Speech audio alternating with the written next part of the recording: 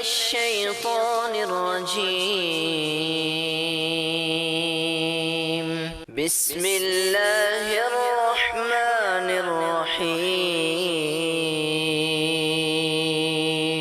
ومن أحسن قولا ممن دعا إلى الله وعمل صالحا وقال إنني من المسلمين.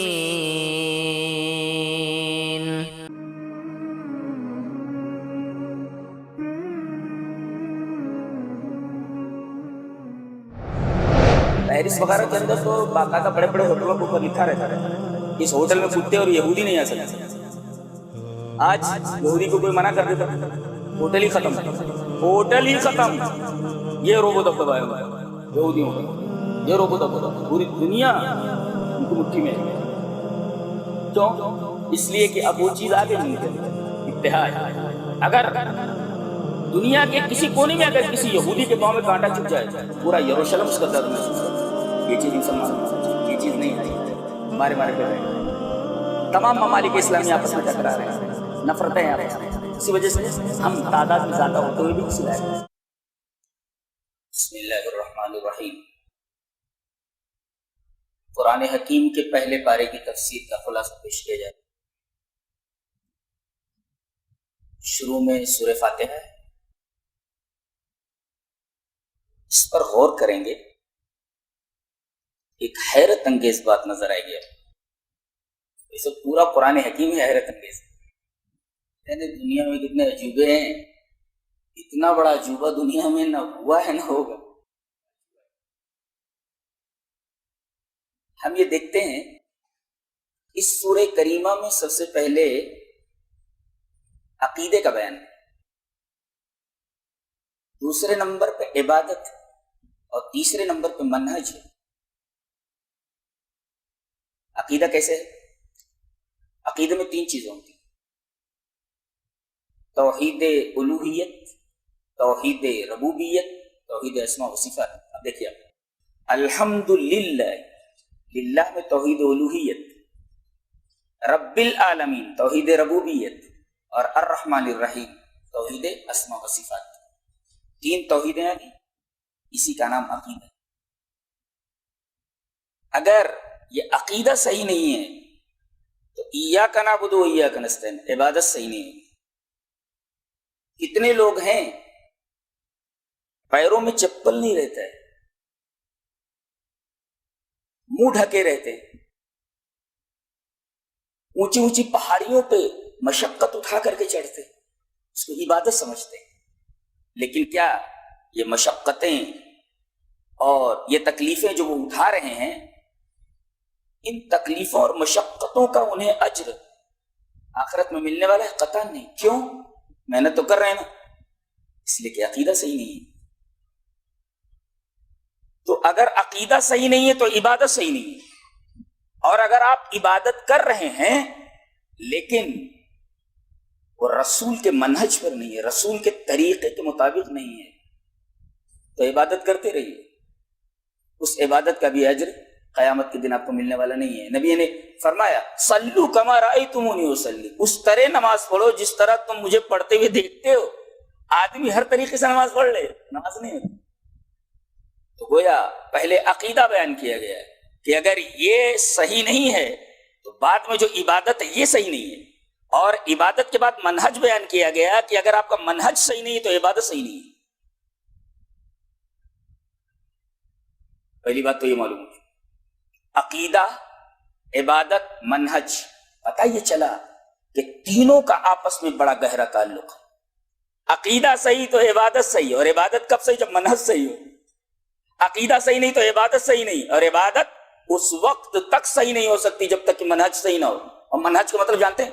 रास्ता। क्या? सिरातल लज़ीना अनअमता अलैहिम, अंबिया का रास्ता, औलिया का रास्ता, सहाबा का रास्ता। नमाज इबादत है, लेकिन कैसे भी आप पढ़ लें नमाज हो जाएगी? اگر ایسا ہوتا تو نبی یہ نہ فرماتے صلو کما رأیتمونی اصلی، حج جیسا چاہے آپ کر لیں، نہیں، اگر ایسا ہوتا تو نبی یہ نہ فرماتے خذوا عنی مناسککم، تم مجھ سے اپنے مناسک حج اور قربانیوں کا طریقہ سیکھو۔ اگر وہ طریقہ آپ کو معلوم ہے آپ کا حج نہیں ہوتا۔ زکوٰۃ جس طریقے سے نکالنے کے لیے کہا گیا ہے، اگر آپ اس طریقے سے زکوٰۃ نہیں نکالتے، زکوٰۃ کی ادائیگی نہیں تسلیم کی جائے گی، اس کا ثواب آپ کو نہیں ملنے والا ہے۔ تو اسے اچھی طرح ذہن نشین کریں، عقیدہ، عبادت، منہج، تینوں آپس میں ایک دوسرے کے لیے لزوم کی حیثیت رکھتے ہیں، لازم ہیں۔ پہلی چیز تو ہمیں یہ دکھائی پڑی اس سورہ کریم۔ دوسری بڑی عجیب چیز ہے، ایک ہے حمد اور ایک ہے مدح۔ حمد مانے بھی تعریف کرنا اور مدح مانے بھی تعریف کرنا۔ جیسے میں کہوں حمد تو فلانا، میں نے فلاں آدمی کی حمد کی، تعریف کی، اور میں یہ بولوں مدح تو فلانا، میں نے فلاں آدمی کی مدح کی۔ تو حمد مانے بھی تعریف کرنا اور مدح مانے بھی تعریف کرنا، دونوں میں فرق کیا ہے؟ اللہ نے امدہ نہیں کہا، یا اسی طریقے سے المدح للہ نہیں کہا، الحمدللہ کہا۔ تو مدح مانے تعریف اور حمد مانے تعریف، تو المدح للہ نہ کہہ کر کے الحمدللہ کیوں کہا گیا؟ اس لیے کہ حمد کہتے ہیں الثناء مع المحبہ، محبت کے ساتھ تعریف کرنا۔ اگر تعریف میں محبت نہیں ہے تو وہ حمد نہیں ہو سکتی۔ اب آدمی جب بولتا ہے الحمدللہ رب العالمین، حمد ہے اللہ کے لیے جو رب العالمین ہے، تو کہنے والا یہ بولتا ہے کہ اللہ میں تیری تعریف کر رہا ہوں، ایسے نہیں، بلکہ مجھے تجھ سے بہت محبت ہے۔ یہ ہے حمد کا معنی۔ تو الثناء مع المحبہ، محبت کے ساتھ تعریف کرنا، یہ ہے حمد۔ اسی وجہ سے المدح للہ نہیں کہا گیا، الحمدللہ کہا گیا۔ ایک بات اور اس سورہ کریمہ کے اندر دیکھیے، غور کیجئے ذرا، بدات بالحمد وختمت بالدعا، کہ تعریف سے اللہ کی شروع ہوئی ہے یہ سورہ اور دعا پر ختم ہو گئی۔ اہدنا، اے ہمارے رب ہم کو ہدایت دے۔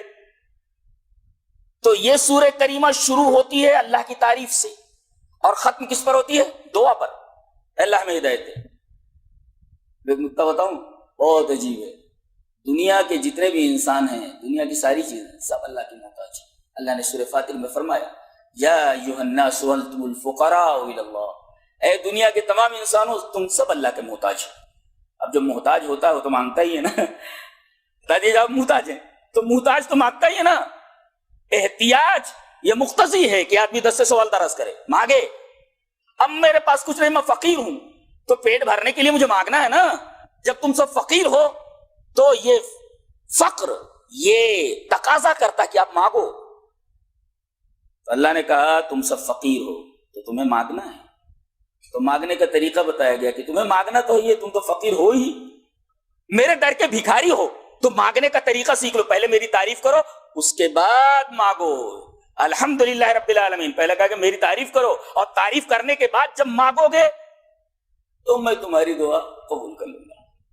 مانگنے کا طریقہ بھی بتایا گیا، پہلے اللہ کی خوب تعریف کرو۔ اور ایک طریقہ بتاؤں، اگر دعا آپ کو مانگنی ہے تو سورہ حشر کی جو آخری آیات ہیں، وہ اللہ الذی لا الہ الا هو عالم الغیب، بہت شاندار تعریف ہے اللہ تبارک و تعالیٰ کی، وہ آپ پڑھ لیں تینوں آیتیں، اور اس کے بعد آپ سبحان اللہ و بحمدہ سبحان اللہ العظیم، یہ اللہ تبارک و تعالیٰ کی سب سے عظیم تسبیح ہے، بخاری شریف کی آخری روایت ہے۔ اور سبوح قدوس ربنا و رب الملائکۃ والروح، جو ہم لوگ رکوع میں پڑھتے ہیں، یہ پڑھ لیجیے، اور اس طرح آیت الکرسی پڑھ لیجیے، تو اس میں سب اللہ کی تعریف آ گئی۔ اس کے بعد نبی پر درود بھیج دیجیے، اب اس کے بعد مانگیے جو مانگنا ہے آپ کو، اللہ ضرور قبول کرے گا۔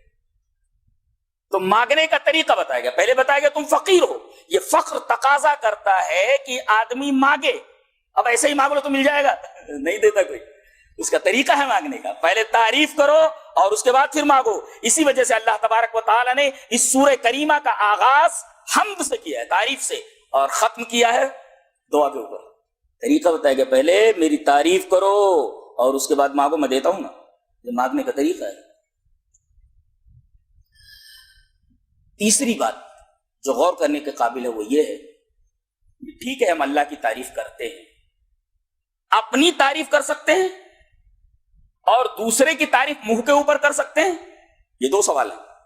آدمی اپنی تعریف کر سکتا ہے؟ جی ہاں، ضرورت پڑنے پر اپنی تعریف کر سکتا ہے۔ دلیل حضرت عثمان غنی رضی اللہ تعالیٰ عنہ، نبی کریم صلی اللہ علیہ وسلم کے داماد محترم، جب باغیوں نے اور بلوائیوں نے ان کو گھیر لیا اور انہیں اپنے مکان میں نظر بند کر دیا تو ایک دفعہ آپ باہر نکلے، پانی تک نہیں پہنچ رہا تھا، کھانا تک نہیں پہنچ رہا تھا، حضرت حسین لے جا کر کے کچھ کبھی کبھی لڑتے لڑتے پہنچا دیتے تھے، تو باہر نکل کے آپ نے فرمایا کیا میں ایسا نہیں ہوں؟ کیا میں نے وہ کنواں نہیں خریدا تھا؟ کیا میں نے وہ کنواں خرید کر کے تم لوگوں کو پانی پینے کے لیے وقف نہیں کیا تھا؟ تو آدمی جب ضرورت پڑے تو اپنی تعریف کر سکتا ہے، ضرورت پڑنے پر۔ اچھا، دوسرے کی تعریف اگر کر رہا ہے منہ کے اوپر تو اسے چاہیے کہ اس کے منہ میں مٹی ڈال دے، منہ پر تعریف نہیں کرنی چاہیے، لیکن ایک شرط پر منہ پر تعریف جائز ہے۔ اگر کسی آدمی کے اندر کوئی خصلت محمودہ ہے، کوئی اچھی عادت ہے، تو آپ اگر یہ سمجھیں کہ یہ آدمی اس خصلت پر برقرار رہے، اگر میں تعریف کر دوں تو اگر اس خصلت پر وہ برقرار رہے، قائم رہے، دائم رہے، ایسا آپ کو لگتا ہے، تو اس خصلت محمودہ پر برقرار رکھنے کے لیے اس کی تعریف کی جا سکتی ہے، جائز ہے، تاکہ وہ اس خصلت کے اوپر برقرار رہے۔ اور اگر آپ کو ایسا لگے کہ تعریف کرنے پر یہ عجب میں مبتلا ہو جائے گا، عجب،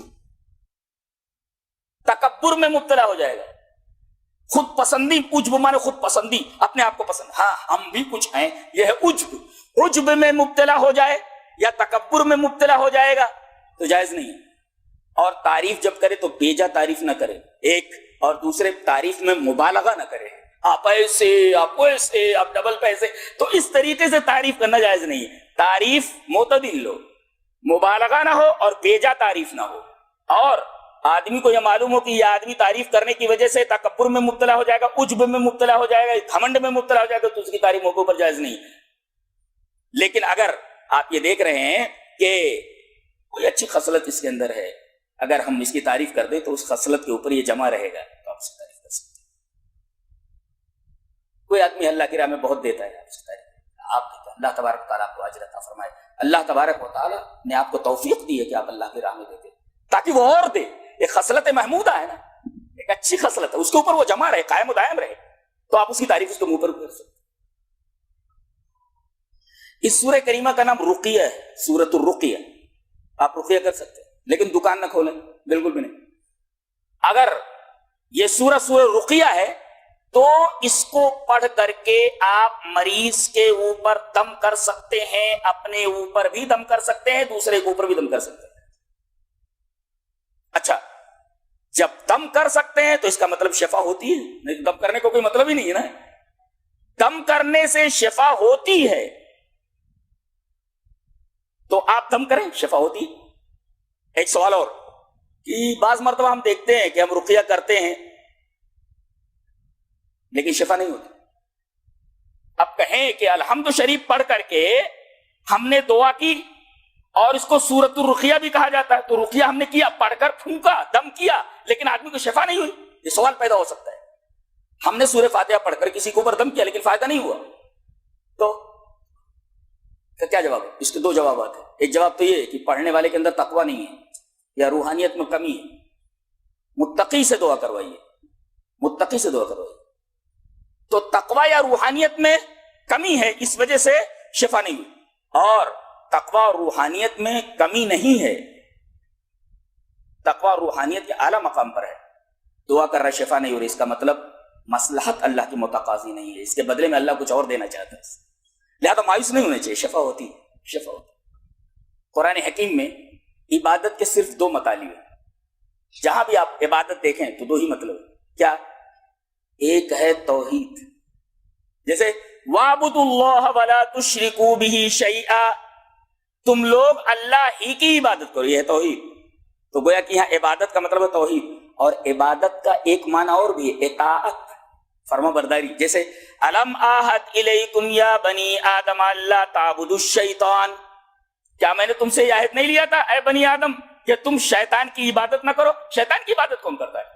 شیطان کی عبادت نہیں کرتے، شیطان کی اطاعت کرتے ہیں۔ گویا کہ یہاں عبادت اطاعت کے معنی میں، گویا کہ پورے قرآن حکیم میں عبادت دو معنوں میں ہے، ایک تو توحید اور دوسرے اطاعت، پیروی کرنا۔ جیسے یہاں اللہ تعبد الشیطان میں عبادت سے مراد اطاعت ہے، شیطان کی کوئی پوجا نہیں کرتا بلکہ اس کی اطاعت کرتے ہیں، اس اطاعت کو عبادت سے تعبیر کیا گیا ہے۔ ایک نکتہ اور بتاتا ہوں، دنیا میں آدمی کی دو حیثیتیں، ایک ہے عابد کی اور ایک ہے عبد کی۔ عبادت کر رہا ہے اللہ کی، عابد ہے، اور دوسرے بندہ ہے، کائنات کی ہر شے بندہ ہے، کائنات کی ہر شے اللہ کا بندہ ہے۔ تو یہاں دو حیثیتیں ہیں، ایک عابد کی کہ عبادت کر رہا ہے، اور دوسرے عبدیت کی کہ بندہ ہے وہ۔ قیامت میں ایک ہی چیز رہ جائے گی، عبدیت، عبادت نہیں رہ جائے گی۔ یہ فرق ہے دنیا اور آخرت میں۔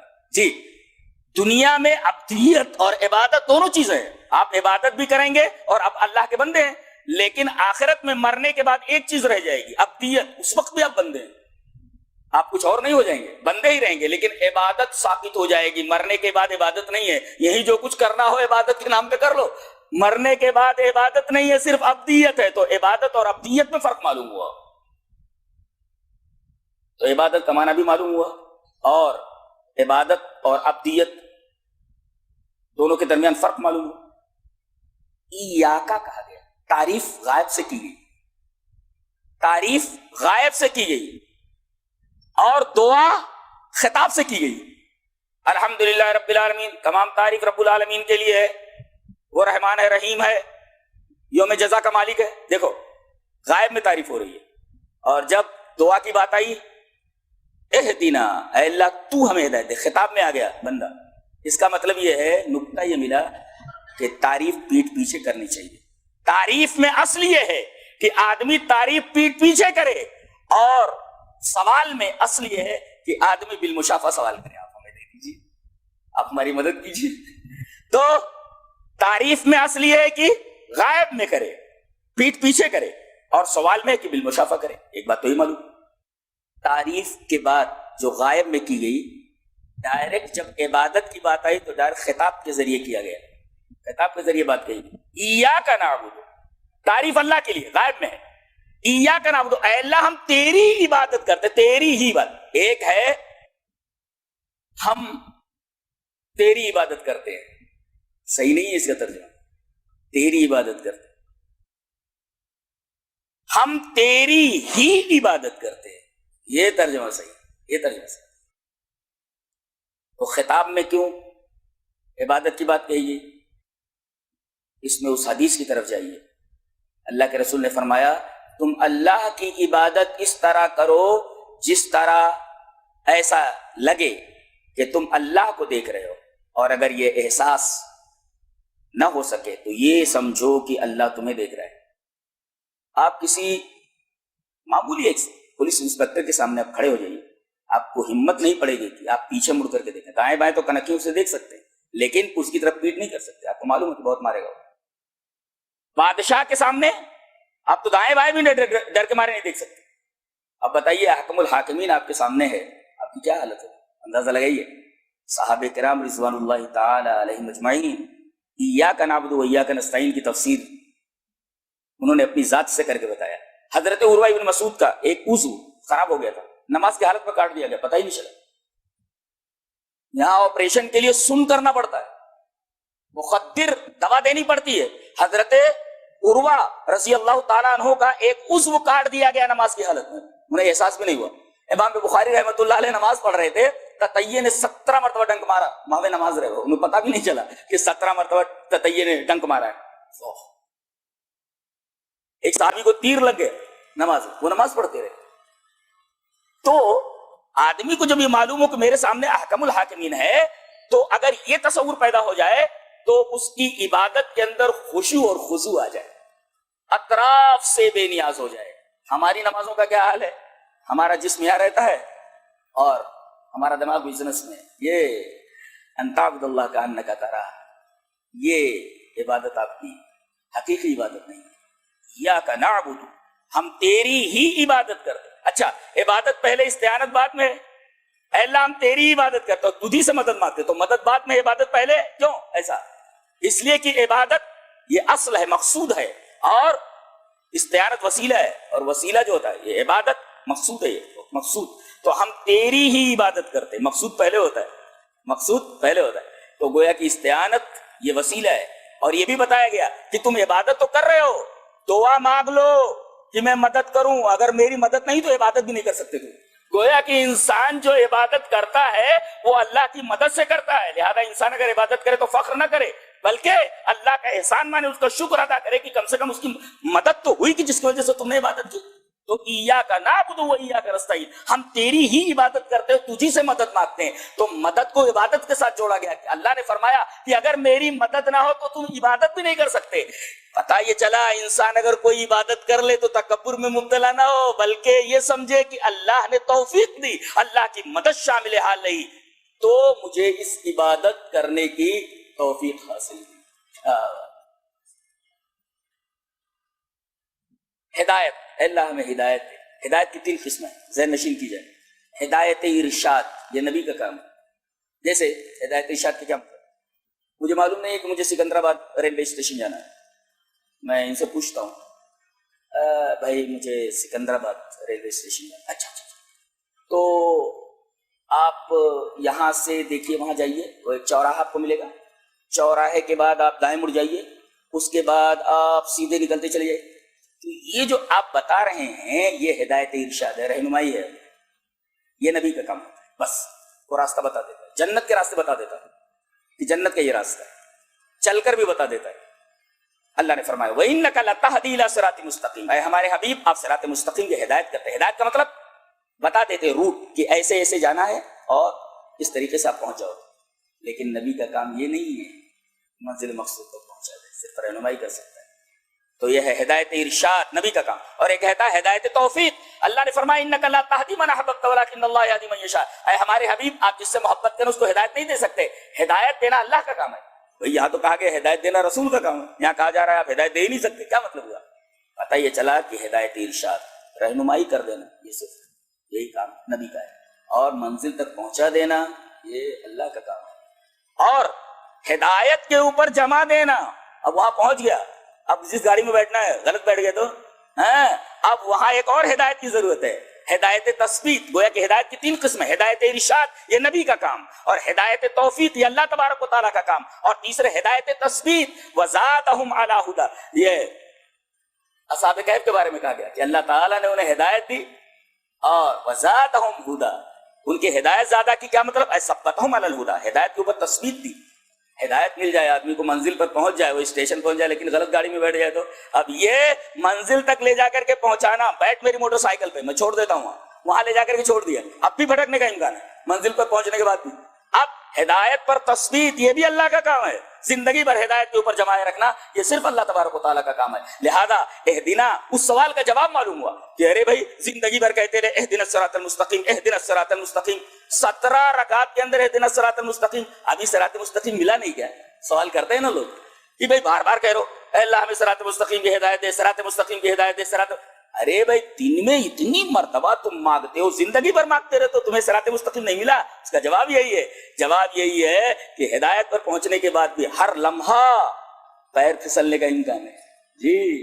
لہذا دعا کرتے ہیں اللہ جمائے رکھنا اس پر. ہدایت کی تیسری قسم ہدایت تثبیت, جمائے رکھنا. کیوں یہ جمائے رکھنا, یہ ہدایت تثبیت یہ مانگنا کیوں ضروری ہے؟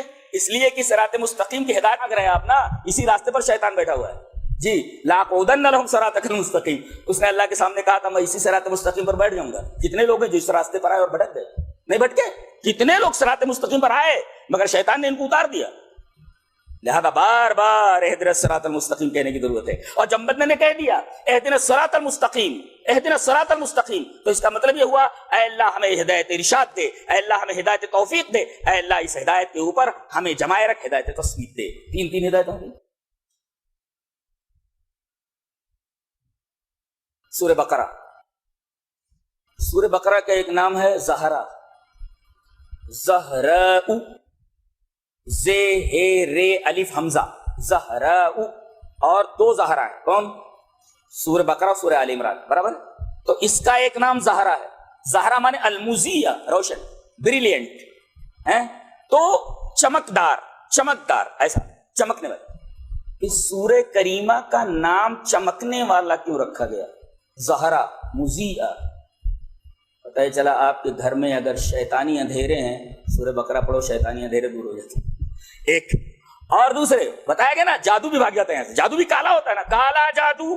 اب جب یہ روشن ہے، ایک دم چمکدار ہے، تو جہاں روشنی آتی ہے تاریکی فوراً بھاگ جاتی ہے. ارے بھائی چاروں طرف اندھیرا، سورج نکلتا تو تاریکی پھوٹ لیتی، بھاگ لیتی وہاں سے. اس کا مطلب یہ ہے کہ جب یہ مضیہ ہے، روشن کرنے والی ہے، تو اب جہاں یہ پڑھی جائے گی وہاں سے شیطانی وسوسے اور شیطانی چیزیں اور کالے جادو سب بھاگ لیتے ہیں وہاں سے. اس لیے کہ سب کالے ہیں، روشنی آنے کے بعد یہ ساری چیزیں بھاگ لیتی ہیں وہاں سے. اس لیے اس کا نام زہرا ہے. زہرا مانے المضیہ، بریلینٹ، چمکنے والی. اور دوسرا معنی ہے اس کا روشن کرنے والی. دنیا اور آخرت میں کامیابی کے راستے کو روشن کرنے والی یہ سورہ. اس میں اتنے احکام ہیں کہ اگر ان احکام کو آدمی عمل میں لے آئے تو دین و دنیا میں کامیابی اور سکسیس کے جو راستے ہیں وہ پورے کے پورے معلوم ہو جاتے ہیں. راستے کو روشن کرو. ارے بھائی ایک راستہ ہے، بالکل کچھ سمجھ میں نہیں آ رہا ہے کہ بھائی وہ راستہ کدھر جا رہا ہے، اندھیرا ہے.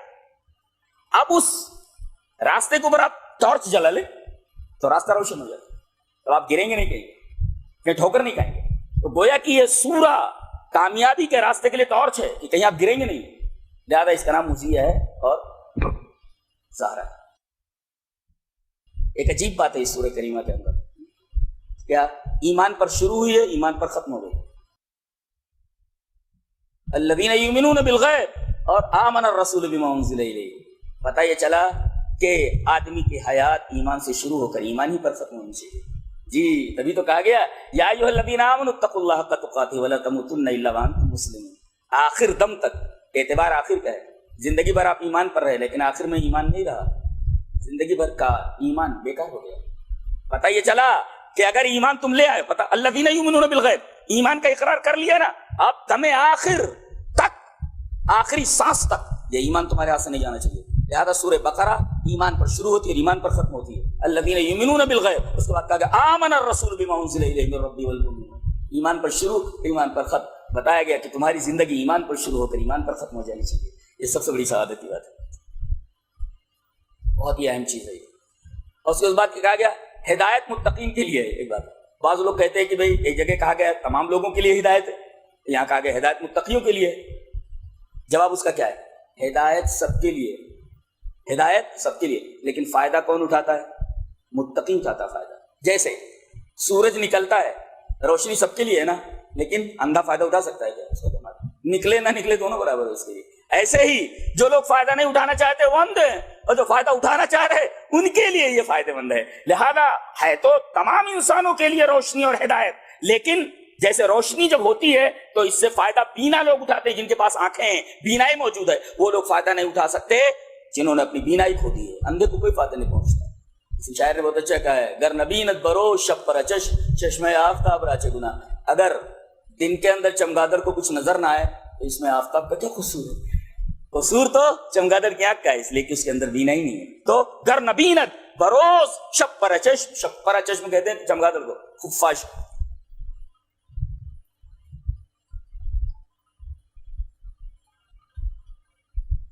اس کے بعد بدعتیوں کا رد کیا گیا، منکرین حدیث کا رد کیا گیا، قادیانیوں کا رد کیا گیا، 3 فرقوں کا رد کیا گیا. قرآن حکیم بڑی عجیب کتاب ہے نا، بہت عجیب کتاب، عمل کی کتاب، عقیدے کی کتاب. اب دیکھو والذین یؤمنون بما انزل الیک وما انزل من قبلک. دیکھو منکرین حدیث کا پہلے رد، اور سے سن رہے نا، والذین یؤمنون بما انزل الیک، اے ہمارے حبیب آپ کے اوپر جو چیز نازل کی گئی اس کے اوپر ایمان لاتے. آپ کے اوپر کیا نازل کی گئی؟ ایک جگہ فرمایا گیا اللہ نے کتاب اور حکمت نازل کی. اب منکر حدیث یہ کہ ہم کتاب کو مانیں گے، حکمت کا انکار کرتے ہیں. گویا کہ یہاں یہ کہا گیا نازل 2 چیزیں ہوئی ہیں، کیا؟ کتاب اور حکمت. اگر کہے وہ حکمت نہیں مانتا، میں حدیث نہیں مانتا، صرف کتاب کو مانتے ہیں، یہاں منکرین حدیث کر رہے تھے والذین یؤمنون بما انزل الیک، آپ کے اوپر تو دو چیز نازل ہوئی، مانتا ہے ایک کو ہے، کتاب کو مانتا ہے صرف حکمت کو نہیں مانتا، تو منکرین حدیث کا رد ہوا۔ اور بدعتیوں کا رد آگے، یہاں قادیانیوں کا رد والذین یؤمنون بما انزل الیک وما انزل من قبلک، جو آپ پر نازل کی گئی چیز پر ایمان لاتے ہیں، قرآن و حدیث پر، اچھا، اور جو آپ کے پہلے نازل ہوئی کتاب، آپ کے بعد نہیں۔ اس کا مطلب ہے اگر بعد میں کوئی کتاب آنے والی ہوتی ہے، کوئی نبی آنے والا ہوتا تو من بعد کہا جاتا۔ پتہ یہ چلا کہ آیت کریمہ نبی کریم صلی اللہ علیہ وسلم کے ختم نبوت کی دلیل ہے کہ آپ کے بعد کوئی نبی آنے والا نہیں ہے۔ والذین یؤمنون بما انزل الیک وما انزل من قبلک، کہتے ہیں یہ صفات جن کے اندر ہوں، کم سے کم 4 صفت ہے، ایمان بالغیب، نماز، ایتاء زکوٰۃ اور ایمان بالوحی، بھئی جو کتابیں آپ پر نازل ہوئیں، کتاب آپ پر نازل اور انبیاء پر نازل ہوئی۔ ایک ہے ایمان بالغیب، اللہ پر ایمان، نماز قائم کرنا، ایتاء زکوٰۃ، انفاق فی سبیل اللہ، اور یہ چوتھے ایمان بالوحی، رسولوں پر جو کتاب اتری، آپ پر جو کتاب۔ یہ 4 چیزیں اگر آدمی ان پر ایمان رکھتا ہے تو خوشخبری سنائی گی۔ بہت عجیب و غریب بات بتانے جا رہا ہوں۔ اولئک علی ھدی من ربہم، یہ لوگ ہدایت پر ہیں۔ دیکھو پر کا کیا مطلب ہوتا ہے؟ یہ میرا یہ ہینڈ ہے، یہ ہاتھ ہے، اب یہ ہینڈ کا چپ کدھر ہے؟ یہ ہاتھ پر ہے، اوپر ہے نا، اور ایک ہوتا ہے ہاتھ میں ہے، اندر ہو گئے۔ تو آپ جب قرآن پڑھیں گے تو دیکھیں گے جہاں ہدایت کی بات آتی ہے وہاں اعلیٰ آتا ہے، اولئک علی ھدی من ربہم، اور جہاں گمراہی آتی ہے ضلال تو وہاں فی ضلال مبین، فی آتا ہے، فی مانے میں، اندر۔ پتہ یہ چلا کہ ہدایت میں بلندی ہے اور ضلالت میں پستی ہے۔ جس آدمی کو بلندی چاہیے وہ ہدایت حاصل کر لے، جس آدمی کو نیچے جانا ہے، پستی میں جانا ہے، وہ گمراہی اختیار کر لے۔ جی اسی وجہ سے قرآن حکیم میں جب ہدایت کی بات آتی ہے تو اعلیٰ آتا ہی ہے، اور جب بات آتی ہے ضلالت کی، گمراہی کی، تو فی آتا ہے، فی مانے اندر میں، ایسا۔ یہ دونوں میں فرق ہے نا، میں یہ ہے اور اعلیٰ۔ تو آپ کو بلندی چاہیے، فراز چاہیے تو آپ کو ہدایت پر آنا ہے، اور اگر نشیب چاہیے، پستی چاہیے تو فی کے اندر آنا ہے، ضلال کے اندر آنا ہے۔ اب یہ آپ کے اوپر ہے، اختیار ہے آپ کو کہ آپ کون سی چیز اختیار کرتے ہیں۔ صحابہ کرام کا مقام بتایا گیا، دیکھو کتنی عجیب بات ہے۔ وَإِذَا قِيلَ لَهُمْ آمِنُوا كَمَا آمَنَ النَّاسُ، جب ان کافروں سے، منافقین سے کہا جاتا ہے کہ اس طرح ایمان لاؤ جیسے کہ لوگ ایمان لائے، یعنی صحابہ نبی کے، تو کہتے ہیں انؤمن کما آمن السفہاء، ہم اس طرح ایمان لائیں جیسا کہ بے وقوف لوگ ایمان لائیں۔ تو گویا کہ انہوں نے صحابہ کو بے وقوف کہا، جاہل کہا۔ اللہ نے کہا الا انہم هم السفہاء، میرے نبی کے صحابہ بے وقوف و جاہل نہیں ہے، جاہل تم۔ اس میں ایک نکتہ یہ میرا پہلا کہ صحابہ کے اوپر اگر کوئی اعتراض کرے، انہیں گالیاں دے، اس کا رد کرنا ضروری ہے۔ جی رد کرنا ضروری ہے، اس لیے کہ اللہ تعالیٰ نے صحابہ کرام کے اوپر جب اعتراض ہوا، انہیں جاہل کہا گیا تو اللہ نے اس کا جواب دیا۔ لہذا آج بھی کوئی صحابہ کرام کو برا بھلا کہے تو آدمی اپنے اپنے استطاعت کے مطابق صحابہ کرام کا دفاع کرے۔ جی یہ نکتہ معلوم ہوا۔ اور دوسری بات یہ معلوم ہوئی، ایمان والا جنت میں جائے گا۔ ایک سوال پیدا ہوتا ہے نا، سبھی کہتے ہیں ہم ایمان والے ہیں، ہاں یہ بہت بڑا نکتہ ہے، اس کو ذہن نشین کیا جائے۔ ہم ایمان والے ہیں، ایمان والا ہی جنت میں جائے گا۔ حدیث مسلم میں ہے لا تدخلون الجنت حتی تؤمنوا، تم لوگ جنت میں داخل نہیں ہو سکتے جب تک کہ ایمان والے نہ ہو جاؤ، برابر ہے؟ تو جنت میں داخل ہونے کے لیے ایمان ضرور، ہر آدمی بولتا ہے، ہر مسلمان بولتا ہے ہم ایمان والے ہیں، تو کون سا ایمان والا جنت میں جائے گا؟ ایمان کا دعویٰ تو سبھی کر رہے، بتایا گیا وہی ایمان معتبر ہے جو صحابہ کا تھا، اگر ایسا ایمان نہیں ہے تو ایمان معتبر نہیں ہے۔ وَإِذَا قِيلَ لَهُمْ آمِنُوا كَمَا آمَنَ النَّاسُ، جیسا کہ صحابہ ایمان لائے وہ ایمان معتبر ہے۔ اللہ اکبر۔ لہٰذا آپ جواب دے دیں کہ ہر آدمی بولتا ہے یار ہم ایمان والے، ہم جنت میں جائیں گے۔ ارے کیسا ہے تیرا ایمان؟ تو کہاں جنت میں جانا والا ہے؟ تیرا ایمان صحابہ کے ایمان کی طرح ہے۔ تو ایمان کون سا معتبر؟ صحابہ کرام کے ایمان معتبر ہے، یار مطلق ہدایت کا۔ جی اچھا، اس میں اللہ تعالیٰ نے جب منافقین نے کہا کہ نبی کے صحابہ جاہل ہیں تو اللہ نے فرمایا جاہل تم لوگ، وَلَٰكِن لَا يَعْلَمُونَ، لیکن تمہیں معلوم نہیں ہے۔ کیا پتہ چلا؟ یہ تو جاہل ہیں، معاملہ یہ کہ اپنی جہالت سے بھی جاہل ہے۔ کتنی عجیب بات ہے، اللہ تبارک و تعالیٰ کا جواب کتنا پیارا ہے۔ ایک آدمی جاہل ہے ٹھیک ہے، لیکن وہ یہ بھی نہیں جانتا کہ وہ جاہل ہے، یہ جہل مرکب ہے، یہ اللہ فرما رہا ہے یہ جاہل ہیں یہ، اور یہ جانتے بھی نہیں کہ وہ جاہل ہیں۔ جواب دیکھیے کیسا، کیا سائنٹیفک جواب ہے، قرآن ایک ٹوٹل سائنٹیفک ہے، اللہ ٹوٹل سائنٹیفک ہے۔ تو وَإِذَا قِيلَ لَهُمْ آمِنُوا كَمَا آمَنَ، ابھی دتیوں کا رد، وَإِذَا قِيلَ لَهُمْ لَا تُفْسِدُوا فِي الْأَرْضِ، جب کہا جاتا ہے زمین میں فساد نہ کرو تو قالوا انما نحن مسلمون، سب سے بڑے سنی ہم ہی ہیں بولتے ہیں۔ تو گویا کہ بدعت کے اوپر اعتراض کیا جائے تو کہتا ہے سنی تو ہم لوگ ہیں، سنت کے اوپر ہم عمل کر رہے ہیں۔ ایسے ہی ہے جیسا منافقین کہتے تھے کہ اصلاح کرنے والے تو ہم ہی ہیں، تم لوگ فساد کرنے والے ہو، تو اصلاح کرنے والوں کو ہمیشہ، مصلحین کو ہمیشہ فسادی کہا گیا، یہ قاعدہ ہے۔ وَإِذَا قِيلَ لَهُمْ لَا تُفْسِدُوا فِي الْأَرْضِ قَالُوا إِنَّمَا نَحْنُ مُسْلِمُونَ، بدعتوں میں ملوث سے پہلے کہا جائے کہ یہ چیزیں بدعت کہتی ہے، یہ تو سنت ہے۔ ہر چیز ایک ساتھ 11ویں شریف قرآن سے ثابت ہے۔ تو میں نے جواب دیا ایک ہے ثابت کرنا اور ایک ہے ثابت ہونا۔ ثابت کرنے میں، ثابت ہونے میں زمین اور آسمان کا فرق ہے۔ آپ ثابت کر سکتے ہیں، ثابت ہوتا نہیں۔ ثابت کچھ بھی کیا جا سکتا ہے لیکن ثابت ہوتا نہیں۔ ایک ہے ثابت کرنا، ایک ہے ثابت ہونا۔ تو ثابت آپ کرتے جائیے، ثابت ہو کہاں رہا ہے؟ تو اصل چیز ہے ثابت ہونا، ثابت نہیں ہوتا۔ ہم ثابت کر دیں گے، اچھا ثابت کر دیں گے لیکن ثابت ہوتا کہاں ہے؟ جی، تو اصل چیز ہے ثابت ہونا، نہ کہ ثابت کرنا۔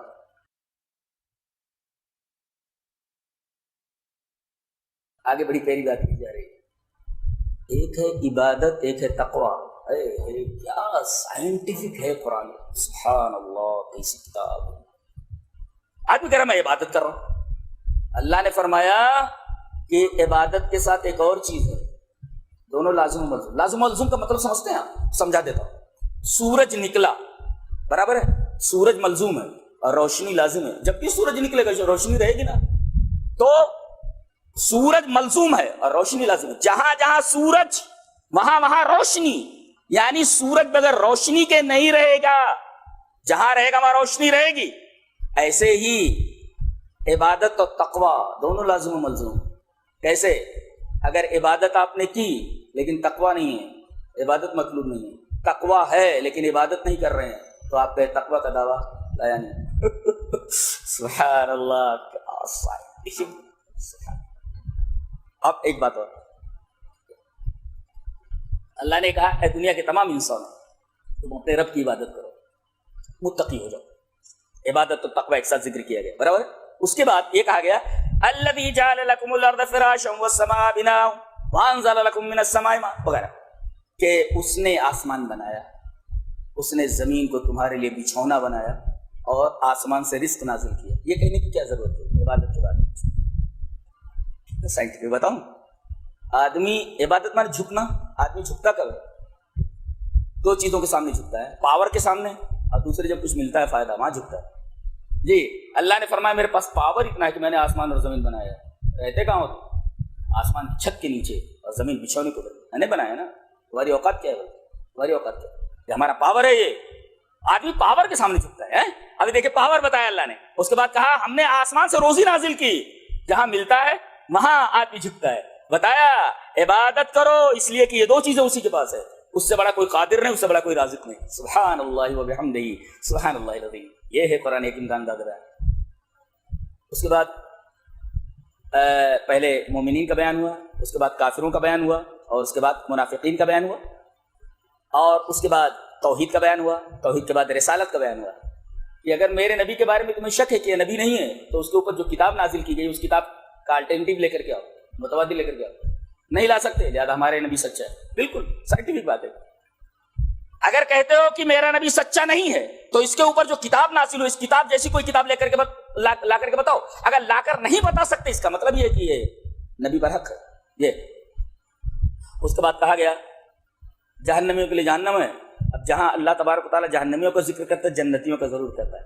اور جنت کی سب سے بڑی نعمت جانتے ہیں کیا ہے؟ دیدار الہی، اللہ تبارک و تعالیٰ کا دیدار۔ اور کیا کیا ہے کچھ یہاں خاص طور سے بتایا گیا کہ کھانے کے لیے بہت ملنا، کھینچ کے لیے ساری چیزیں وہاں موجود۔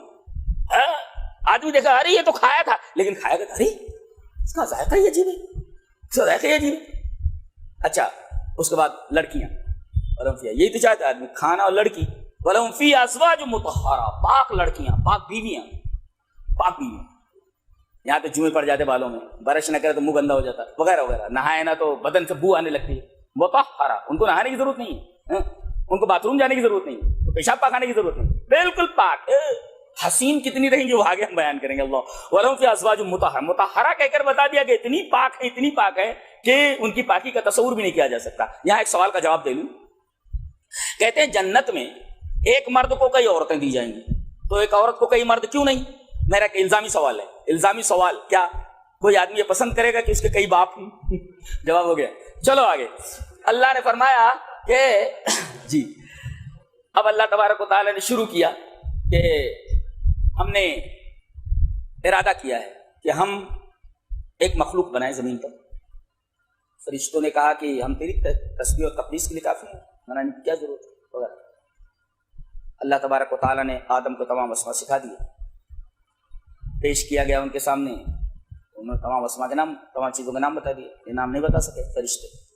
دو باتیں معلوم ہیں, فرشتے عالم الغیب نہیں ہیں. جب فرشتے عالم الغیب نہیں تو جنات و شیطان عالم الغیب کیسے ہو سکتے ہیں؟ اور یہ بابا عالم الغیب کیسے ہو سکتے ہیں؟ فرشتے عالم الغیب نہیں, یہ بابا عالم الغیب کیسے ہو سکتا ہے؟ میرے پاس موکلیں سب بتا دیتے. سب جھوٹی بات ہے, سب ڈھونگ ہے. تو فرشتوں کو غیب کا علم ہے. اور دوسرے آدم کے سامنے سجدہ کرایا گیا فرشتوں کا, کیوں؟ علم کی بنا پر. اور ایک نقطہ یہ یاد رکھا جائے کہ کون سے علم کی وجہ سے اللہ تعالیٰ نے آدم کو سربلندی عطا کی, فرشتوں کو جھکایا. وہ علم جو اللہ کی طرف سے آیا, لہذا علم دین, علم دنیا کے اوپر مقدم ہے. اس علم کے اوپر اجر و ثواب ہے جو علم اللہ کی طرف سے آیا, قرآن اور حدیث کا علم. آپ سائڈ میں تمام علوم آپ سیکھ لیں, انجینئرنگ پڑھیے, ہمیں انجینئر کی ضرورت ہے, لائر کی ضرورت ہے, آپ سب پڑھیے, لیکن حقیقی علم دیکھیے, حقیقی علم ہوا ہے, یہ حقیقی لگا دیجیے, حقیقی علم ہوا ہے, دنیا میں فائدہ دیتا. اگر دنیا میں فائدہ نہ بھی دے تو آخرت میں تو فائدہ, ابدی زندگی کے لیے فائدہ مند ہے. تو سب سے اچھی چیز تو یہی ہے جو ہماری ابدی زندگی کو سنوار دے, ہمیشہ کی زندگی کو. 60-70 سال کی زندگی تو ایسے گزر جاتی ہے, کتا بھی جی لیتا ہے, جینے میں کیا ہے. اب اتنی زندگی گزر گئی, پتہ ہی نہیں چلتا. بچپنے کے اوپر غور کرو تو ایسا لگتا ہے یار اتنی جلدی گزر گئی, جوانی بھی ایسے چلی گئی. اب آپ کے سامنے موت ہے, کوئی بچتا نہیں, نہ کوئی عالم بچتا ہے, نہ کوئی سائنٹسٹ بچتا ہے, نہ نیتا بچتا ہے, نہ صدر بچتا ہے, نہ پرائم منسٹر, کوئی بچتا اچھتا نہیں. سب ظالم اور مظلوم کوئی نہیں بچتا ہے, سب اللہ کے سامنے کھڑے ہونے والے. کون ظالم کون مظلوم؟ اللہ.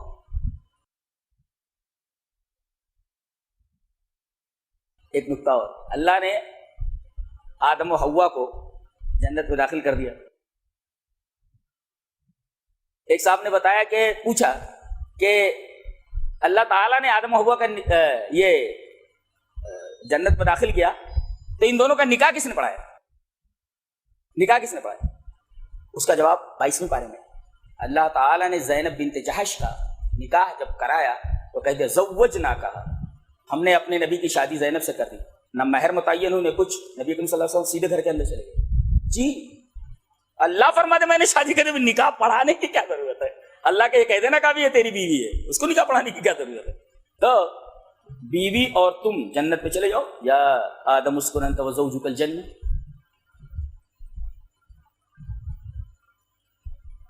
جنت کس کو بولتے ہیں؟ ایسے گارڈن کو بولتے ہیں جہاں بہت سارے باغات, بہت سارے پیڑ درخت. اب بہت سارے پیڑ ہیں, اللہ نے کہا کہ تمام درختوں کے پھلوں سے فائدہ اٹھا سکتے ہو, ایک کے قریب مت جانا. یہ بات, اس کا مطلب یہ ہوا کہ حلال کے مقابلے میں حرام بہت کم ہے. اور یہ نقطہ بھی معلوم ہوا کہ جب اتنی ساری چیزیں حلال ہیں تو آدمی حرام میں کیوں مبتلا ہوتا ہے؟ تو تھوڑی ہے. شیطان یہ تو چاہتا ہے تمام درختوں سے ہٹا کر کے صرف ایک درخت کے اوپر نظر جموا دی. یہی کرنا ہے, یہی کرنا ہے, یہی کرنا ہے. شیطان یہی کام کرتا ہے. جبکہ حلال کا معاملہ, حلال کا میدان بڑا وسیع ہے, اس کے معاملے میں, اس کے مقابلے میں حرام کا جو میدان ہے بہت ہی نیرو ہے, تو بہت واسط ہے. بہت حلال کا جو میدان ہے بہت واسط. دونوں نے درخت کا پھل کھا لیا. اللہ نے فرمایا اتر جاؤ. کیا معلوم, اتر جاؤ. قال اهبطوا منها جميعا, سب کے سب اتر جاؤ یہاں سے. پتہ یہ چلا آدمی گناہ کرتا ہے نا, معصیت سے رزق چھین جاتا ہے, عیش و آرام چھین جاتا ہے. جنت میں اس سے زیادہ عیش و آرام کس کو مل سکتا ہے؟ جنت. گناہ کی وجہ سے جنت سے اٹھا کر کے پھینک دیے گئے, تو عیش و آرام چھین جاتا ہے. اگر آدمی گناہ کرتا ہے عیش و آرام چھین جاتا ہے. جی, تو معصیت سے آدمی دور رہے. اگر معصیت کا ارتکاب کرتا ہے تو تیار رہے کہ اس سے یہ نعمت چھن جانے والی ہے، ایک، اور دوسرے یہ جنت اوپر ہے، تبھی تو کہا گیا اترو، اترنے کے لیے ضروری ہے کہ کوئی چیز اوپر ہو، اس کا مطلب جنت جانب علو ہے، اوپر کی جانب ہے، دو باتیں معلوم۔ اچھا، اور معصیت سے رزق چھین جاتا ہے، یہ بھی پیش نظر رہے۔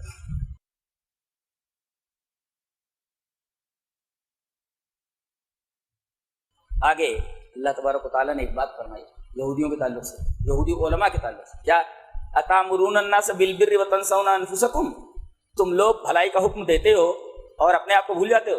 اس میں ایک نکتہ ہے بڑا عجیب سا، عجیب نکتہ یہ ہے کہ اللہ تعالی نے ترک بر کے اوپر نکیر کی ہے، بھلائی چھوڑ دینے پر نکیر کی ہے۔ بھلائی کیوں چھوڑ دے رہے ہو؟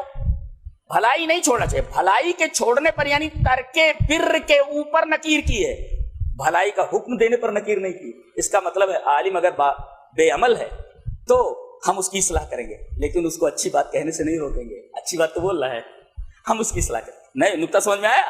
نکتہ یہ ہے کہ اللہ نے ترک بر پر نکیر کی ہے، حکم دینے پر نکیر نہیں کی ہے۔ آپ بھلائیوں کا حکم دیتے ہیں، اس پر نکیر نہیں کی ہے، ترک بر بھلائی کے چھوڑ دینے پر نکیر کی ہے۔ اس کا مطلب اگر عالم بے عمل ہے، اس کے اندر کسی عمل کے اندر گڑبڑی ہے تو ہم اس کی اصلاح کریں گے، عالم بتائیں گے کہ اندر یہ تیرے اندر کمی ہے، اس کو دور کر لے۔ لیکن اگر وہ نیک بات کہہ رہا ہے، نیک بات سے اس کو نہیں روکیں گے، اس لیے کہ وہ اچھا کام ہے، فی نفسی ایک اچھا کام ہے، وہ اس سے آپ کیوں روکیں گے؟ جی، یہ بات ہے۔ بنی اسرائیل کا آپس میں بڑا اختلاف تھا، جانتے ہیں اختلاف کتنی خطرناک چیز ہے؟ مجھے بڑا تعجب ہوتا تھا کہ اللہ تعالیٰ نے یہ کیوں کہا کہ اپنے عصا کو پتھر کے اوپر مار تو 12 چشمے پھوٹ پڑے۔ 12 چشموں کی کیا ضرورت تھی؟ پورے بنی اسرائیل ایک چشمے سے پی سکتے تھے نا۔ وہ 12 بھائیوں کے جو خاندان تھے، اتنا آپس میں نفرت اور ان کے درمیان عداوت تھی اور افتراق اور انتشار تھا کہ ایک بیٹے کے خاندان والے دوسرے بیٹے کے خاندان والے کے چشمے کے اوپر پانی نہیں پی سکتے، پانی نہیں پیتے تھے ایک ساتھ۔ اور جب تک یہ چیز ان کے اندر رہی تب تک دنیا میں مارے مارے پھرتے رہے۔ پیرس وغیرہ کے اندر تو باقاعدہ بڑے بڑے ہوٹلوں کے اوپر لکھا رہتا تھا اس ہوٹل میں کتے اور یہودی نہیں آ سکتے۔ آج یہودی کو کوئی منع کر دے تو ہوٹل ہی ختم، ہوٹل ہی ختم۔ یہ روبو دبدبہ ہے ان کا، یہودیوں کا یہ روبو دبدبہ، پوری دنیا ان کی مٹھی میں ہے۔ کیوں؟ اس لیے کہ اب وہ چیز آ گئی ان کے اندر، اتحاد۔ اگر دنیا کے کسی کونے میں اگر کسی یہودی کے پاؤں میں کانٹا چپ جائے تو پورا یروشلم اس کا درد محسوس کرتا ہے۔ یہ چیز مسلمانوں میں ہونا چاہیے، یہ چیز نہیں آج ہمارے اندر، مارے مارے پھر رہے ہیں، تمام ممالک اسلامی آپس میں ٹکرا رہے ہیں، نفرتیں ہیں آپس میں۔ اسی وجہ سے ہم تعداد میں زیادہ ہوتے ہوئے بھی کسی لائق نہیں، کسی کام نہیں۔ تو ان کو یہ سمجھ میں بات آ گئی۔ اور دوسرے یہ جاہل تھے بالکل۔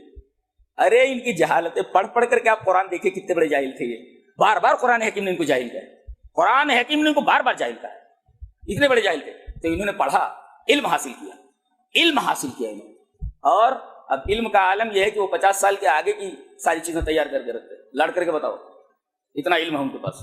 یہ دو چیزیں، اتحاد اور علم، یہ دو چیزیں مسلمانوں نے چھوڑ دی، اس وجہ سے ذلیل و خوار ہیں۔ اللہ ان کے علماء کو دیکھا گیا کہ باقاعدہ تورات، انجیل، اس کے اندر باقاعدہ غور کرتے رہتے۔ ان کی عورتوں کے ہاتھ نہیں دکھیں گے آپ کو، جو حاکام ہوتے، جو بڑے بڑے یہودی علماء ہوتے، اتنا پردہ ہوتا ان کا۔ جی، ہم لوگ دور سے ان کو دیکھتے ہیں کہ یہ اس طریقے کے ہیں، اندر جا کر کے آپ دیکھیے کیسے۔ تو مجھے سمجھ میں نہیں آتا تھا کہ 12 چشموں کی کیا ضرورت ہے۔ اللہ نے فرمایا وَإِذِ اسْتَسْقَىٰ مُوسَىٰ لِقَوْمِهِ فَقُلْنَا اضْرِب بِّعَصَاكَ الْحَجَرَ۔ اے موسیٰ پانی چاہیے، اچھا پانی چاہیے، ایک پتھر نظر آیا، اپنا سونٹا اس کے اوپر مارا، 12 چشمے پھٹ پڑے۔ چلو ہر خاندان جو ہے اپنے اپنے چشمے سے پانی پی لے۔ تو مفسر نے بڑا اچھا نکتہ لکھا ہے، لاٹھی وہی ہے، دیکھیے اس لاٹھی سے بکریوں کے لیے پتے جھاڑ لے، اعوذ بہ علی غنمی، وہی لاٹھی ہے جس سے پتے جھاڑ دے رہے بکریوں کے لیے، اور وہی لاٹھی پتھر کے اوپر مار دے رہے تو پتھر پانی بن جا رہا ہے، اور پانی کے اوپر مار دے رہے تو پانی پتھر بن جا رہا ہے۔ نہیں، بکریوں کے لیے توڑ رہے پتا اسی لاٹھی کے ذریعے، اور پتھر پر مار رہے تو پتھر پانی بن جا رہا، پانی نکلنا ہے نا، اور وہ پانی کے اوپر سوڈا مار دیا تو پانی کیسا بن گیا؟ پتھر بن گیا نا، کالطود العظیم۔ تو لاٹھی وہی ہے کہ بکریوں کے لیے پتے جھاڑ لے رہے ہیں، موذی جانوروں کو مار دے رہے ہیں، اور پتھر پر مار دے رہے تو پتھر پانی بن جا رہا ہے، پانی پر مار دے رہے تو پانی پتھر بن جا رہا ہے، اور زمین پر ڈال دے رہے تو اژدہا بن جا رہا ہے، سانپ بن جا رہا ہے۔ لاٹھی وہی ہے، فرق قلنا کا ہے۔ یہ لفظ قلنا یاد رکھ، ہم نے کہا، اللہ فرماتا ہے ہم نے کہا، یہ بہت بڑی بات ہے۔ یا گویا اللہ تبارک و تعالی، لاٹھی کے اندر کچھ نہیں ہے، لاٹھی تو وہی ہے۔ یہ مختلف چیزیں، مختلف پاور لاٹھی کے اندر کہاں سے آئے؟ اللہ فرماتا ہے قلنا، ہم کہتے ہیں تو ہوتا ہے۔ اللہ، زیادہ نکتہ یہ ملا کہ ہمارے پاس اسباب و وسائل کم ہی کیوں نہ ہو، لیکن اللہ فرماتے قلنا، ہم نے کہا، تو ہم لاٹھی سے بہت بڑی چیزوں کو حاصل کر سکتے ہیں ہم لوگ۔ اگر ہمارے پاس اسباب و وسائل نہ ہو تب بھی ہم اپنا مقصود حاصل کر سکتے ہیں، شرط یہ ہے کہ قلنا ہونا چاہیے۔ لاٹھی وہی ہے، لاٹھی کے اندر کوئی پاور نہیں ہے، پاور کس میں؟ قلنا، ہم نے کہا۔ اور یہی لفظ اللہ نے ابراہیم علیہ السلام کے لیے کہا، قلنا یا نار کونی بردم وسلام علی، آپ کا کام ہے جلا دینا۔ حضرت ابراہیم علیہ السلام کو آگ میں ڈالا جاتا، جل جانا چاہیے تھا نا، لیکن اللہ نے فرمایا ٹھنڈی بن گئی، سلامتی والی۔ کیوں؟ قلنا، اس لیے کہ ہم نے کہا۔ سبحان اللہ، کیا پاور ہے ہمارے رب کا، اللہ سبحان اللہ وبحمدہ۔ اسی سے ہمارا رابطہ کٹ گیا، ہمارے پھر رہے، اور اس سے رابطے کے لیے ایک ہی طریقہ ہے، اس کی کتاب سے جڑ جانا، اللہ کی کتاب سے جڑ جانا۔ دنیا میں ایسا عجوبہ موجود نہیں ہے، جانتے ہیں؟ تقریباً 12,000 صفحات دو مہینے میں نے پڑھا، 12,000 صفحات، نیند نہیں آتی تھی، جیسے سوتا تھا اور ہاں کچھ پڑھ لینا، کوئی نکتہ مل جانا، اس لیے کہ ایک مفسر ایک چیز لکھتا ہے، دوسرا مفسر دوسری چیز لکھتا ہے، اسی آیت سے گزر جاؤ معلوم ہوتا ہے کہ یہ آیت کبھی پڑھی نہیں تھی۔ ایک آدمی کا قتل ہو گیا، قتل کرنے والے بھتیجے تھے، اب لے جا کر کے شریفوں کے محلے میں پھینکا ہے، انہوں نے قسم کھا کر کے کہا بھائی ہم لوگ نہیں جانتے یہ کون ہے، کون لا کر کے مار کر کے پھینک گیا ہے، ہم نہیں جانتے۔ اب آئے کہا کہ ادعو لنا، اے موسیٰ ہمارے لیے دعا کیجئے، کہ یبین لنا، کہ ہمارے لیے معاملہ واضح ہو کہ بھئی مارا کس نے، ادعو لنا، ہمارے لیے دعا کیجئے۔ ایک نکتہ یہ ملا کہ آپ خود اپنے لیے دعا کیجئے، دوسروں سے بھی کیجئے، ہمارے لیے دعا کیجئے، ہمارے لیے دعا کیجئے۔ ایک بڑی عجیب و غریب بات میں نے پڑھی، یہاں بتایا گیا کہ آدمی کا جو دل ہے سنوبری شکل کا، بہت ہی نرم ہوتا ہے، بہت ہی نرم ہوتا ہے، اس آدمی کا دل نرم ہوتا ہے، لیکن سختی پر آ جائے تو پتھر بھی اس کے سامنے دیتا ہے، پتھر سے زیادہ سخت، ایک پتھر ہوتا ہے، پتھر سے بھی زیادہ سخت۔ یہاں لوہا کیوں نہیں کہا؟ اس لیے کہ لوہا پگھل جاتا ہے آپ کے اندر، لیکن پتھر پر ڈالو پتھر نہیں پگھلتا آپ کے اندر، جی اتنا سخت ہوتا ہے، لوہا پگھل جاتا ہے مگر پتھر نہیں پگھلتا۔ اللہ تعالیٰ نے ان لوگوں کے دلوں کو، یہودیوں کے دلوں کو پتھر سے تشبیہ دیا، اتنے سخت۔ کیوں؟ مفسر لکھتا ہے جب دنیا میں دیکھو تو کہ کچھ لوگ ایسے ہیں جو ایسے کام کرتے ہیں جو جانور بھی نہیں کر سکتا۔ کیا ہے، کتنا اچھا لکھا ہے۔ جب تم یہ دیکھو اور سنو کہ کوئی آدمی، کوئی انسان ایسی حرکتیں کر رہا ہے جو حرکت جانور نہیں کر سکتا، فلا تتعجب، تو تمہیں تعجب نہیں ہونا چاہیے، تعجب مت کرو، اس لیے کہ اس کا دل پتھر سے بھی زیادہ سخت ہے۔ اب پتھروں کی 3 قسمیں بتائی گئی۔ پتھر ایک ہوتا ہے کہ اس سے دریا نکل پڑتے ہیں، اس سے جو ہے دریا نکل پڑتی ہے، یتفجر منہ الانہار، اس سے نہریں بہہ پڑتی ہیں، اس کے اندر زیادہ اثر پذیری ہے، زیادہ اثر قبول کرتا ہے، برابر۔ اور ایک ہے فیخرج منہ الماء، اس سے پانی نکل پڑتا ہے، یہ اس سے کم اثر پذیر ہے۔ اور ایک ہے اللہ کی خشیت سے وہاں سے لڑھک آتا ہے، یہ اس سے جو ہے کم اثر پذیر ہے۔ تو گویا کی اثر پذیری کی یہ 3 حالتیں ہیں، ایک تو ہے کہ دریا بہ پڑتے ہیں، اس سے کم پانی نکل آتا ہے، اس سے کم اپنی جگہ سے کھسک جاتا ہے، یہ پتھر کی 3 حالتیں، لیکن ان 3 حالتوں سے زیادہ پتھر سے بھی زیادہ سخت ہو جاتا ہے۔ لہذا کوئی ایسی حالت دیکھو کہ یہ آدمی جانوروں سے بدتر حرکت کر رہا ہے تو تعجب مت کرو، اس لیے کہ اس کا دل پتھر سے بھی زیادہ ہے۔ کیا گفتگو ہے کہ اور پتھر چشمے پہ پڑتے ہی ہے، اس کا مطلب سائنس یہ بتاتی ہے کہ پتھر مردہ ہے، لیکن قرآن حکیم کہتا ہے پتھر کے اندر بھی ادراک ہے، سوچتا ہے، وہ بولتا ہے، نبی کو سلام کرتا تھا نا، السلام علیکم یا رسول اللہ بولتا تو جی، پتھر کے اندر بھی ادراک ہوتا ہے، یہ قرآن حکیم کی سائنس ہے۔ ابھی سائنس بہت آگے تک جائے تب اسے معلوم ہوگا کہ کیا ہے، پتھر کے اندر بھی ادراک ہے، سوچتا ہے، سمجھتا ہے، بولتا ہے۔ اچھا، جبل احد پر کھڑے ہوئے ہیں نبی کریم صلی اللہ علیہ وسلم، فرما رہے یہ جبل احد ہے، یہ ہم سے محبت کرتا ہے، مجھ سے محبت کرتا ہے۔ محبت کرنے کے لیے دل چاہیے نا، اور دل کے اندر نرمی چاہیے، اور محبت کرنے کے لیے عقل چاہیے۔ اس کا مطلب ہے پتھروں کے پاس عقل ہوتی ہے، عقل کے بغیر محبت نہیں ہوتی، نکتہ ہے جی۔ اس کے بعد یہ فرمایا کہ افتؤمنون ببعض الکتاب وتکفرون ببعض، کہ بعض کتاب پر ایمان لاتے ہو بعض پر نہیں، جیسے آج مسلمان ہیں۔ بتایا گیا کہ الدین کل لا یتجزا، کہ دین کل کا نام ہے، اس کا جز نہیں ہوتا کہ اس کے ٹکڑے ٹکڑے کر لو۔ الدین کل لا یتجزا، دین کل کا نام ہے، جز کا نام نہیں ہے کہ جس چیز کو چاہو آپ اختیار کر لو، جس چیز کو چاہو چھوڑ دو۔ آگے فرمایا گیا کل من کان عدو لجبریل، جو جبریل کا دشمن وہ اللہ کا دشمن، اس لیے کہ جو ناقل کا دشمن وہ منقول کا دشمن۔ جبرائیل تو ناقل ہے نا، نقل کرتے ہیں، نبی اللہ نے فرمایا یہ نقل کر دو جا کر کے، یہی بول رہا ہے آپ کو، تو جبرائیل تو نقل کر رہے ہیں نا۔ اب اگر کوئی جبریل کا دشمن ہو جائے تو یہ منقول جو لا رہے ہیں اللہ کی طرف سے قرآن اور حدیث، یہ منقول کا انکار ہے۔ پتہ یہ چلا کہ جو ناقل کا دشمن وہ منقول کا دشمن، اسی طرح جو صحابہ کا دشمن وہ نبی کا دشمن، اس لیے کہ صحابہ ناقل ہیں قرآن اور حدیث کے، جی اس سے پتہ ہے شیعوں کا رد۔ آگے ایک نقطہ بیان کیا گیا ہے من ترک الحق ابتلی بالباطل، یہ قاعدہ ہے، جس نے اللہ تبارک و تعالی کی عبادت چھوڑ دی، من ترک عبادت الرحمن ابتلی بعبادت الاوثان، اگر آدمی نے رحمان کی عبادت چھوڑ دی تو اوثان کی عبادت ضرور کرے گا، اوثان مانے بت۔ اور من ترک الحق، جس نے حق چھوڑ دیا، ابتلی بالباطل، باطل میں مبتلا ہونا ہی ہے۔ بتایا گیا نبذ وراء ظہورہم، انہوں نے اللہ کی کتاب کو، تورات کو اپنے پیچھے کے پیچھے ڈال دیا، چھوڑ دیا اس کو، تو جادو میں مبتلا ہو گئے، یہ ایک حرام چیز ہے۔ پتہ یہ چلا جو آدمی حق کو چھوڑ دیتا ہے باطل میں مبتلا ہو جاتا ہے۔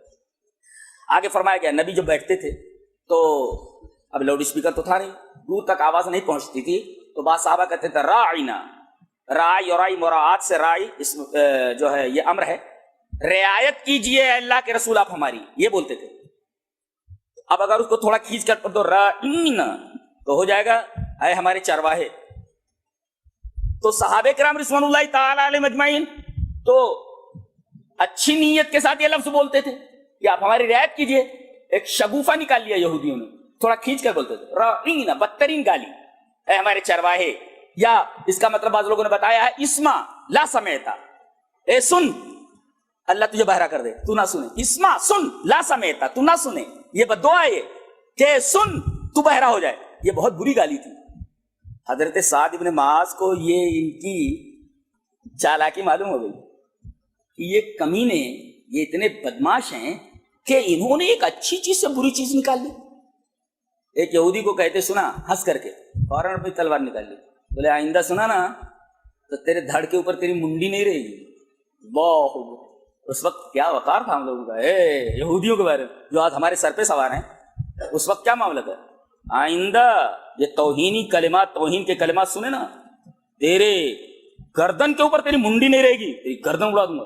حضرت سعد بن معاذ رضی اللہ وہی ہیں جنہوں نے کہا تھا کہ اللہ کے رسول آپ ہم سے کچھ بلوانا چاہ رہے ہیں، اللہ کی قسم ہم آپ کے آگے سے لڑیں گے، آپ کے پیچھے سے لڑیں گے، آپ کے دائیں سے لڑیں گے، آپ کے بائیں سے، ہماری لاشوں پر سے گزر کے کوئی آپ تک پہنچ سکتا ہے۔ اللہ، یہ سعد نماز ہے، ہاں، جن کے مرنے پر عرش ہل گیا تھا، یہ وہی ہیں جن کے لیے نبی کریم صلی اللہ علیہ وسلم کھڑے ہو گئے تھے کہ گدھے پر آ رہے ہیں اور ان کو تیر لگا ہوا ہے، نبی کریم صلی اللہ علیہ وسلم اٹھ گئے، کہا کہ اپنے سردار کی تعظیم کرو، اپنے سردار کو اتارو گدھے پر سے۔ اللہ، یہ سعد بن معاذ، ان کے مرنے پر عرش ہل گیا، یہ وہ صحابی ہے، منڈی اتار دوں، منڈی تیری گردن اتار دوں، اتنی محبت تھی رسول اکرم صلی اللہ علیہ وسلم۔ تو یہ بولتے تھوڑا کھینچ کر اے ہمارے چرواہے۔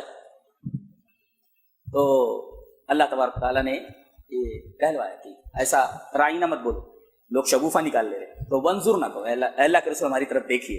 پتہ یہ چلا کہ کسی صحیح کام سے اگر کسی بڑی برائی کے نکلنے کا اندیشہ ہے تو وہ صحیح کام چھوڑ دینا چاہیے۔ جی نقطہ معلوم ہوا کہ کسی صحیح کام سے اگر اس سے بڑی برائی، بہت بڑی برائی نکلنے والی ہو تو اس صحیح کام کو ترک کر دینا چاہیے، چھوڑ دینا چاہیے۔ جیسے وَلَا تَسُبُّوا الَّذِينَ يَدْعُونَ مِن دُونِ اللَّهِ، لوگوں کے معبودوں کی جو مشرک ہیں ان کے معبودوں کو برا بھلا مت کرو، کیوں؟ اس لیے کہ ایسا کرو گے تو وہ لوگ اللہ کو گالیاں دینے لگے۔ پتہ یہ چلا کہ کوئی صحیح کام ہو مگر اس سے بڑی برائی نکل رہی تو اس صحیح کام کو چھوڑ دینا چاہیے۔ جی آگے فرمایا کہ حسد بڑی بری چیز ہے۔ یہ یہودی چاہتے ہیں یہ مسلمان پلٹ آئے، ہمارے گھروں میں آ جائیں، یہودی ہو جائیں، حسد ہے ان کا۔ حسد کا مطلب ہوتا ہے کسی کو اللہ نے نعمت دی ہے، آدمی تمنا کرے وہ نعمت چھن جائے، یہ حرام ہے، اس کو حسد کہتے ہیں۔ اور آدمی یہ تمنا کرے کہ ویسے ہی مجھے مل جائے، یہ رشک ہے. تو رشک جائز ہے اور حسد ناجائز. اور حاسد کی کیا ہے؟ حاسد ہمیشہ اڑتا رہتا ہے، اور اللہ کے بندے کے اوپر جتنی نعمتیں ہوتی جاتی ہیں اس کی جلن بڑھتی رہتی ہے، یہ خود جلتا رہتا ہے اندر اندر. تو یہ حسد کا بہت بڑا بینیفٹ نہیں بلکہ اس کا سمجھیے بہت بڑا نقصان ہے. اس کا خود جلتا رہتا ہے، خود اسی آگ میں جلتا رہتا ہے. یہ اور حسد کا مفہوم بھی معلوم ہے، حسد اور رشک کے درمیان فرق بھی معلوم ہے، اور حسد کی قباحت بھی معلوم ہے، اس کا نقصان بھی معلوم ہے کہ خود ہی جلتا رہتا ہے. اور دوسرے، حاسد اللہ کی نعمت کو ناپسند کرتا ہے. اللہ نے پسند کیا کہ اس کو دیں، اب یہ اللہ کی عطا کو ناپسند کرتا ہے، گویا کہ اللہ کی نعمت کو ناپسند کرتا ہے. لہٰذا حسد سے بہت دور رہنا چاہیے. اسی حسد کی وجہ سے شیطان اوپر سے نیچے پھینک دیا گیا، رات درگاہ ہو گیا اسی حسد کی وجہ سے. میں کی وجہ سے. اس کے بعد یہ بیان فرمایا گیا وَإِذْ يَرْفَعُ إِبْرَاهِيمُ الْقَوَاعِدَ مِنَ الْبَيْتِ وَإِسْمَاعِيلُ. حضرت ابراہیم علیہ السلام اسماعیل علیہ السلام کے ساتھ کعبہ کی دیواریں رفع کر رہے، اٹھا رہے. نقطہ یہ معلوم ہوا کہ جو اللہ کے دین کو بلند کرتا ہے اللہ اسے بلند کر دیتا ہے. کعبہ جب تک رہے گا تب تک حضرت ابراہیم علیہ السلام کا نام بلند رہے گا. ضرور شریف ہم لوگ پڑھتے ہی رہتے ہیں، اللہم صلی علی محمد وعلی آل محمد کما بارکت علی ابراہیم وعلی آل ابراہیم انک حمید. نماز کے اندر جوڑ دیا گیا ہے باقاعدہ. جیسے صلاۃ ہم اور برکت کی دعا ہم نبی کے لیے کرتے ہیں، ویسے آل ابراہیم کے اوپر کرتے ہیں. بلند کر دیا اللہ تبارک تعالیٰ نے. اور ایک بات بتائیے کہ جو لوگ اللہ کی مسجدوں سے روکتے کوئی بھی سبب ہے، وصاف کی خرابی اور چاہتے کہ ویران ہو جائے مسجد میں کوئی نہ آئے، وصاف کی خرابی جانتے ہیں، لہم فی الدنیا خزی، ان کے لیے دنیا میں بھی رسوائی ہے. صاحب ابھی مسجد گرانے کی وجہ سے کوئی پکڑا گیا نا، تو یہ ہے دنیا میں بھی رسوائی ہے اور آخرت میں تو ان کے لیے رسوائی ہے. یہ آخرت میں تو ان کے لیے رسوائی، عذاب عظیم ہے، اور دنیا میں رسوائی. دیکھو نصرانیوں نے روکا یہودیوں کو بیت المقدس سے، کیا ہوا؟ فارس والوں نے حملہ کر دیا، جیسا کہ سورہ روم میں مقدس صلیب اٹھا کر کے لے کے چلے گئے. اور کعبہ سے روکا مشرکین نے. 2 سال کے بعد کعبہ جو ہے مسلمانوں کے ہاتھ میں آ گیا اور پورا سنہ ہجری کے اندر مکہ فتح ہو گیا. تو سب سے بڑا ظالم وہ ہے جو لوگوں کو مسجدوں سے روکے یا ایسا سبب بنائے کہ جس کی وجہ سے مسجد ویران ہو جائے. بہت بڑا گناہ، اس سے بڑا ظالم نہیں ہو سکتا. اچھا یہاں مساجد اللہ کہا گیا جبکہ صرف ایک مسجد سے روکا گیا تھا نا، کعبہ سے روکا گیا تھا، لیکن اللہ نے کہا جو مسجدوں سے روکتا ہے. ارے ایک مسجد سے روکا تھا نا ان لوگوں نے، لیکن اللہ نے کہا کہ مسجدوں سے روکنا. اس کا مطلب ہے کہ مسجدوں کا حکم ایک ہی ہے. کسی بھی مسجد سے اگر روکا جائے اور اس کے ویران کا سبب بنا جائے بہت بڑا گناہ ہے، بہت بڑا ظالم ہے ایسا شخص. اس کے بعد اللہ نے فرمایا کہ تلک امت، عجیب بات ہے ایک آیت 2 مرتبہ لائی گئی ایک حرف کی کمی کے بغیر. تلک امت قد خلت لها ما کسبت ولکم ما کسبتم ولا تسألون عما كانوا يعملون پہلے لایا گیا. اس کے بعد تلک امت قد خلت لها ما کسبت ولکم ما کسبتم ولا تسألون عما، ایک حرف کا فرق نہیں. کیوں 2 مرتبہ اس آیت کو کیوں لایا گیا؟ بتایا گیا کہ ایک اہل کتاب کے لیے اور اے امت مسلمہ تمہارے لیے کہ وہ نام و نسب پر غرور کرتے تھے. نام و نسب سے کچھ نہیں ہوتا، عمل اصل ہے. اللہ ہمیں نیک عمل اور اچھی سمجھ کی توفیق عطا فرمائے. وآخر دعوانا الحمدللہ رب العالمین.